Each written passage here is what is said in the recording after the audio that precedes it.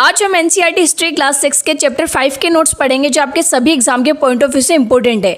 इस वीडियो की हेल्प से आप रिवीजन भी कर सकते हैं, नोट्स भी बना सकते हैं। जैसा कि हमने इंस्टाग्राम पर हर चैप्टर को कवर किया है, पर रील के कम टाइम ड्यूरेशन की वजह से सभी इंफॉर्मेशन आपको डिटेल में नहीं मिल पाई, इसलिए हमने सोचा कि यूट्यूब पर आपको सारे लेक्चर्स डिटेल में प्रोवाइड किए जाएँ जिससे कि आपकी कोई भी इंफॉर्मेशन स्किप ना हो। सो आशा है कि यहाँ भी आपका ढेर सारा प्यार मिलेगा। So without getting any further delay हम वीडियो को स्टार्ट करते हैं।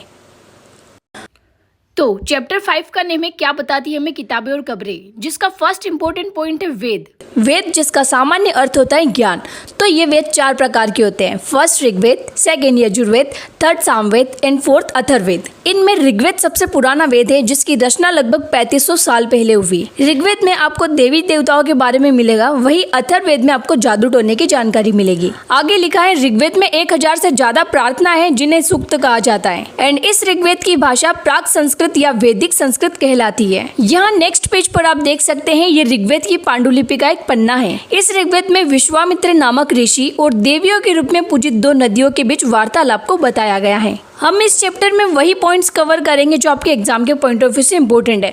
वैसे इसे पढ़ने की नीड तो नहीं है क्योंकि ये सब आपका टाइम वेस्ट करेगी और बाकी इसके बारे में कोई क्वेश्चन भी नहीं पूछा जाता।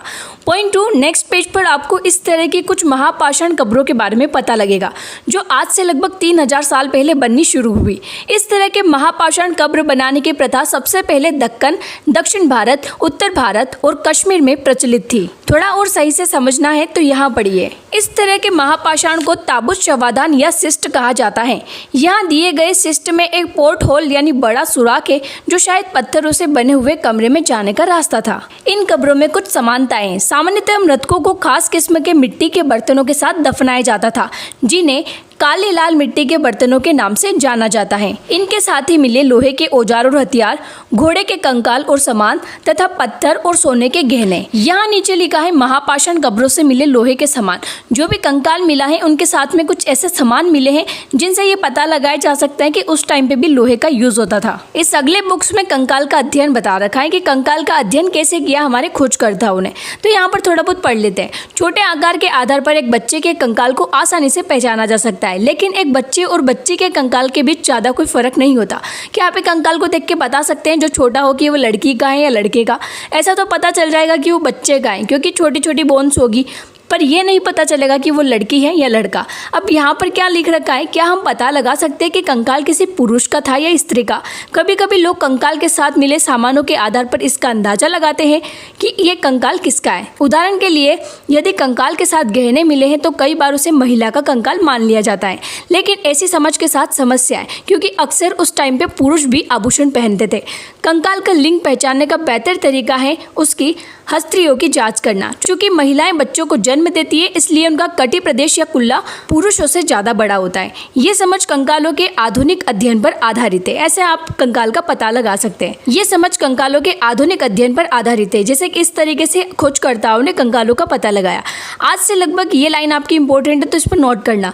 आज से लगभग 2000 साल पहले चरक नाम के प्रसिद्ध वैद्य हुए।